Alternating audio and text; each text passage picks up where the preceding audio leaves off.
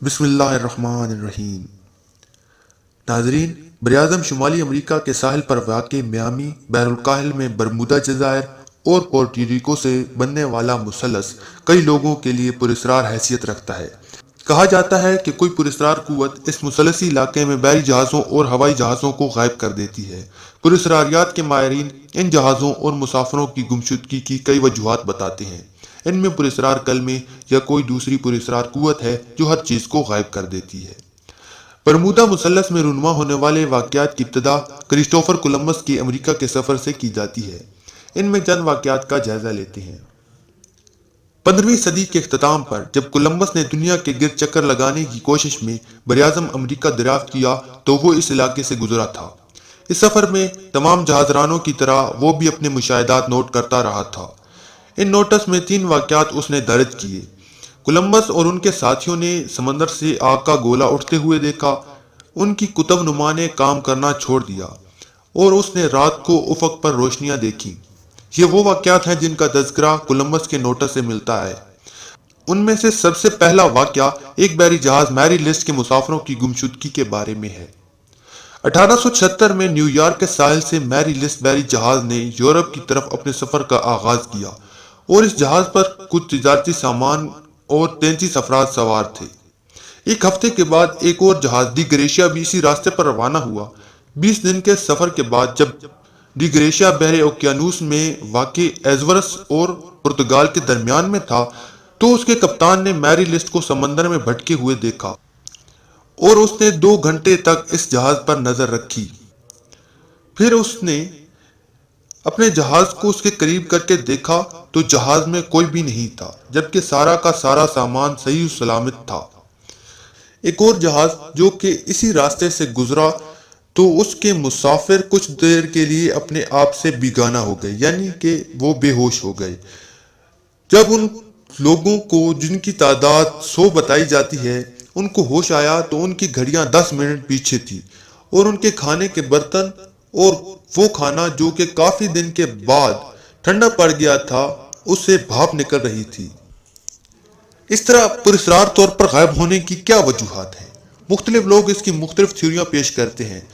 کچھ لوگوں کے نزدیک یہ جگہ ایک باب یعنی کہ دروازے کی حیثیت رکھتی ہے جہاں سے دوسری دنیا سے آنے والی مخلوق دنیا میں داخل ہوتی ہے، اور کچھ لوگ اسے وقت کا ایک خلا کہتے ہیں جہاں پہنچ کر ہر چیز وقت میں غائب ہو جاتی ہے۔ پھر ایک گروپ سوال کرتا ہے کہ کہیں سمندر کے تہہ میں ڈوبے ہوئے اٹلانٹک کے سگنل تو نہیں۔ سب سے زیادہ تنقید نگار اسے حقیقت ماننے سے انکار کرتے ہوئے اسے ایک افسانہ ہی قرار دیتے ہیں۔ بے شک یہاں شپ اور جہاز غائب ہوئے ہیں مگر ان کی تعداد اس تعداد سے زیادہ نہیں جو باقی دنیا میں ہوتے ہیں۔ سمندر کی یہ جگہ جو پورٹو اور برمودا اور فلوریڈا کے درمیان ہے اسے ایک نمایاں حیثیت بھی حاصل ہے۔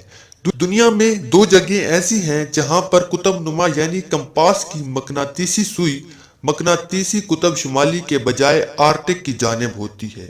دوسری جگہ جاپان کے مشرقی کنارے پر ہے جسے شیطان کی تکون کہا جاتا ہے، اور وہاں بھی ایسے پراسرار واقعات ہونے کی اطلاع ملی ہے۔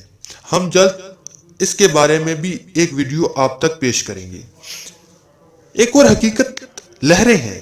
یہ نہ صرف تیز ہیں بلکہ اس قدر غیر مسلسل ہیں کہ تباہ کاری کا ہر نشان بہت کم دیر میں صاف کر دیتی ہیں۔